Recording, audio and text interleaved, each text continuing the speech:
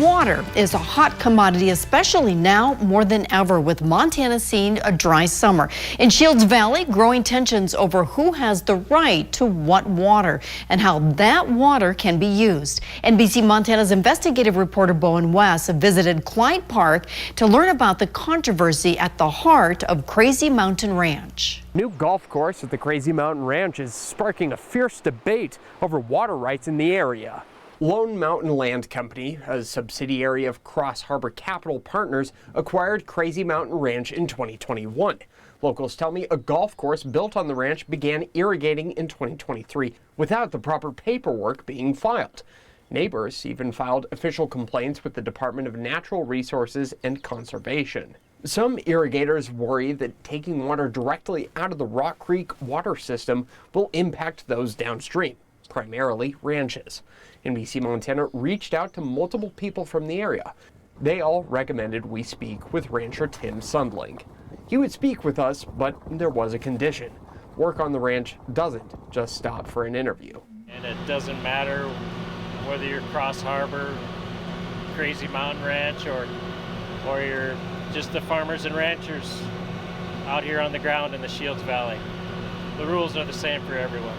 Sundling believes some of the blame lies with DNRC, saying the department didn't act on the change application. He also believes the change will be approved and irrigating the golf course will be handled the proper way. And I believe that Crazy Mountain wants to be a good neighbor. He maybe just didn't start out that right way today.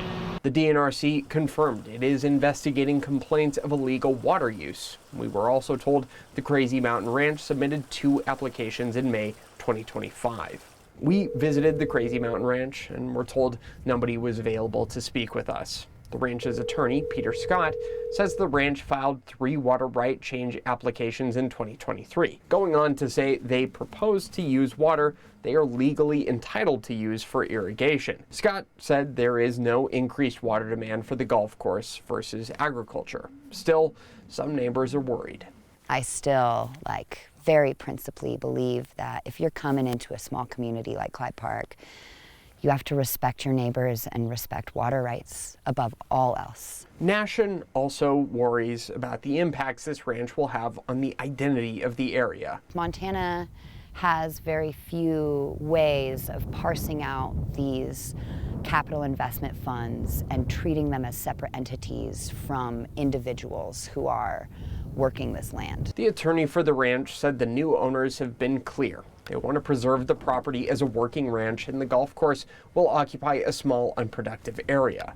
Meantime, the Montana DNRC recently released a 2025 drought report that says 59% of the state is experiencing moderate to extreme drought, putting even more pressure on the subject of water use. I want them to follow the rules. I want them to have their permits in line. They told me they've got 11 environmental lawyers on this case. And if you've got 11 environmental lawyers and more money than God, and you actually genuinely want to be a good neighbor, then you should do it the right way. If you want to learn more about this subject, make sure to check out my article at NBCMontana.com. Reporting at Crazy Mountain Ranch, Bowen West, NBC Montana. On June 30th, James Dimitri Owens was escorted out of a Missoula County courtroom for a commitment hearing. That's when family members tell us things took a turn. Let it out right here, please. Okay, I'm going right here. Just get off, please, please. Owens' mother, Connie Shade, says he has a history of mental illness, leading to hospitalizations, arrests, and periods of homelessness. His family says that during the June 30th incident, he was already handcuffed when he became agitated and started shouting. But in their view, he didn't pose a threat. And they've got their hands or their arms on his neck.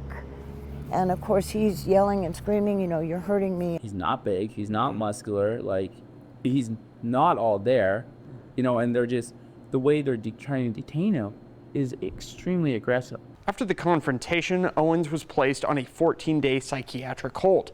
According to Shade, her son has been left traumatized and confused. I feel like he was really traumatized by this. The family argues this response is indicative of a broken system, where they say lack of specialized training for law enforcement leads to more struggles for people in acute crisis.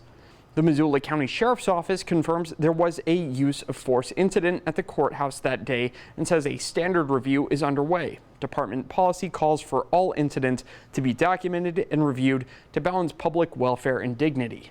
Missoula Police Department said they responded to assist with the use of the RAP safety restraints, which were applied with training standards, and they removed the subject safely. Still, James's family is still calling for improved training and collaboration between agencies to prevent incidents like this from happening again.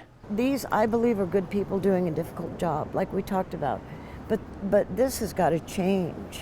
You know, this has to change. I mean, we can't treat any human being like this. Any human being. I've posted more details in my article on our NBC Montana homepage. Reporting in Missoula, Bowen West, NBC Montana.